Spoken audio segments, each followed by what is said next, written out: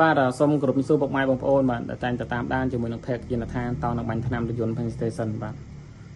សម្រាប់នេះដែរសូមលើកបង្ហាញរថយន្តមួយគ្រឿងទៀតប្រភេទ Land Long Cruiser ប្រភេទពណ៌សកម្មៃដែលឡាននេះដែរដាំឡើយមានបញ្ហាទឹកថ្នាំមួយជុំបាទឡើងដើរឡើងកទូឡើងប្រេះហើយពណ៌ឡើងលឿងហ្មងអញ្ចឹងយើងក៏បានសម្រេចក្នុងការឈប់បកថ្នាំចាស់ចោលទាំងអស់ហើយចាំប្រសេះឡើងវិញក្នុងការបាញ់ថ្នាំឡានបាទហើយឥឡូវតើតើនឹងថ្នាំពណ៌ដែលយើងធ្វើគឺរៀបរកហើយគឺយើងធ្វើគឺលម្អិតមែនទែនលើឡានគ្រឿងនេះព្យាយាមធ្វើយ៉ាងណាឲ្យថ្នាំពណ៌ដែលយើងបានធ្វើនេះគឺដូចនឹងថ្នាំពណ៌ដើមផ្សេងវិញបាទសឹងដល់ 100% គឺលម្អិតមែនទែនបាទតាំងភ្លីបាទតាំងបលាខូចបាទ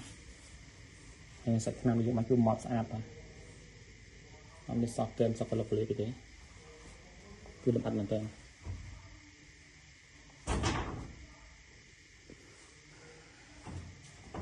ហើយប្រភេទថ្នាំពណ៌ដែលយើងប្រើលើរថយន្តនេះគឺប្រភេទថ្នាំ original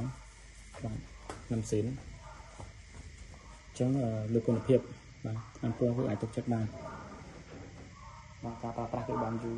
មិនងាយស្លុតងាយស្លេកគឺក៏ប្រើពណ៌តាណាទេបាទនេះគឺប្រភេទថ្នាំពណ៌យើងប្រើ